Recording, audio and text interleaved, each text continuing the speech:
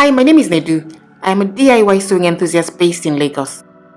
The instant I saw the House of CB Carmela dress, I knew I wanted something similar. The dress components are a shared bodice, a panelled skirt, thick straps, and the dress has a very demure silhouette that I really love.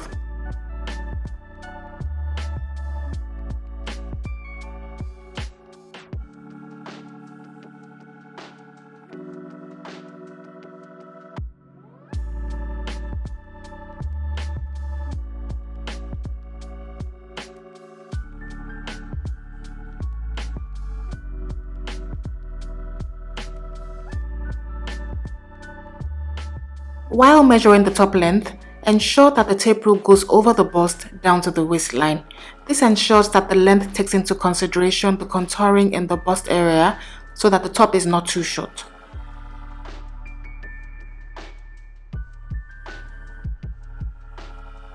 Then add sewing allowances to the slanted side and the bottom edge.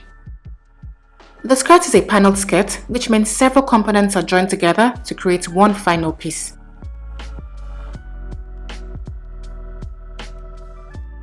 I made the bottom edge of the pattern 3 times as wide as the top edge. This is what gives the skirt the flared silhouette. So mark out 2 points half a centimeter long above either side of the top edge. And then connect these 2 new points to both sides of the bottom edge.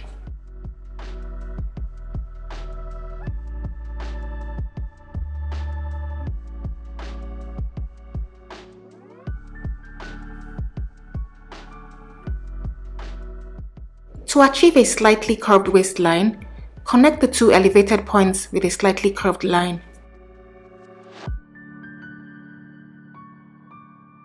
Ensure that the vertical length across the pattern is equal to the skirt length, and when you connect all the bottom points, this should produce a slightly curved hemline.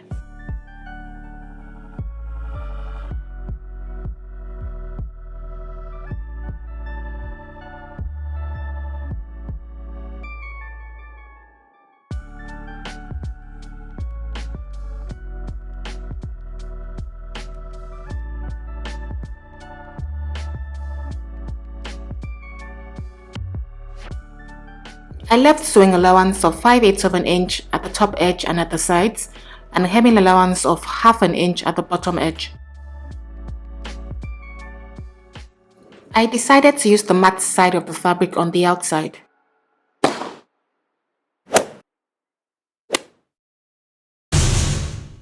So first overlock the top edge of your piece of fabric, then fold and press downwards by 1.25 inches.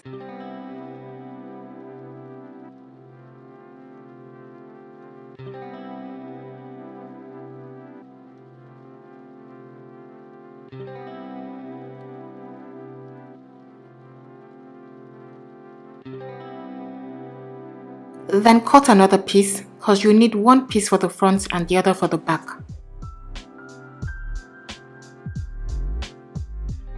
Using the panel pattern, cut out 6 pieces.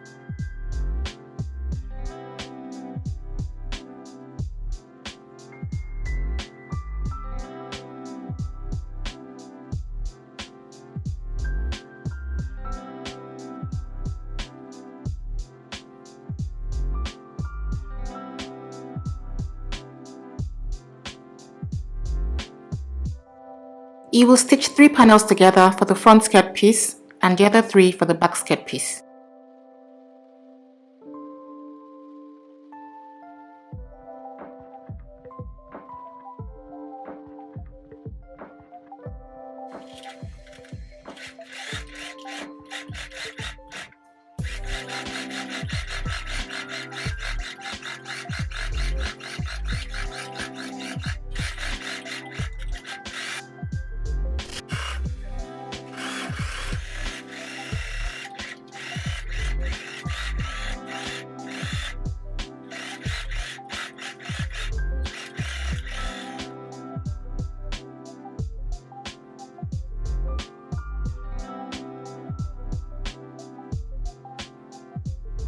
To sew the shirring stitches, you would use regular thread on the outer spool and elastic thread on the bobbin.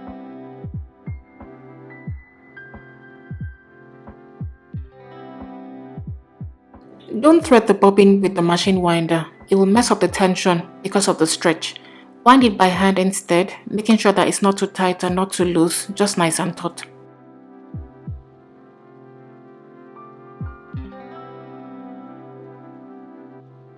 First stitch down the folded edge before running a shirring stitch over it, and then continue to run shirring stitches all across the fabric.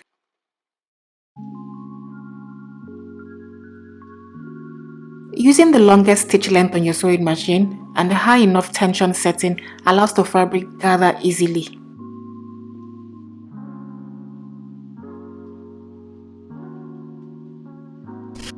One way to ensure that you have evenly spaced stitches is to align the side of the machine foot against the previous stitch while sewing the current stitch.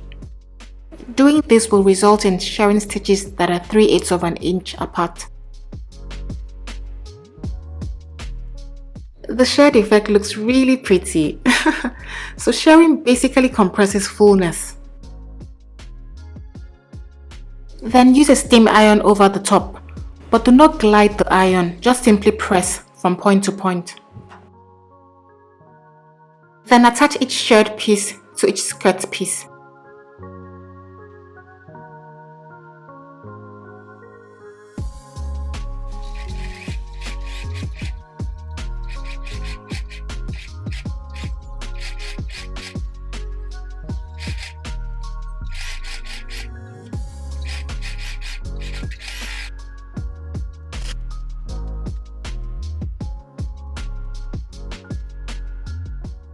Join the front full piece to the back full piece, stitching down the sides from top to bottom, and attach a zipper to one side.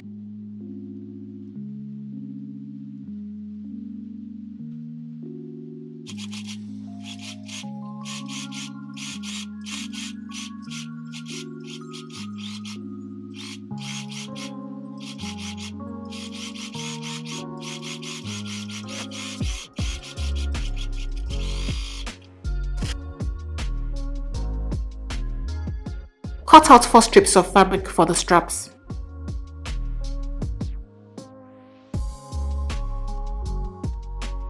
Then fold each one and stitch along the long edge. And after sewing, press each one with an iron so that it's smooth and flat.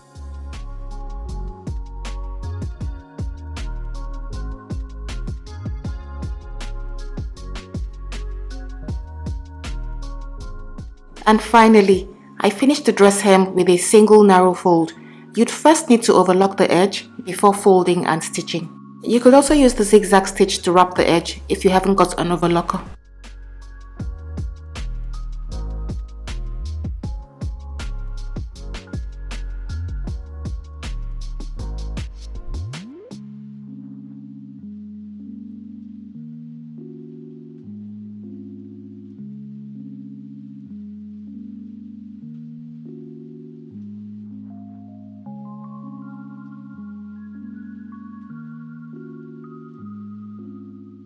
I love the fit of the dress.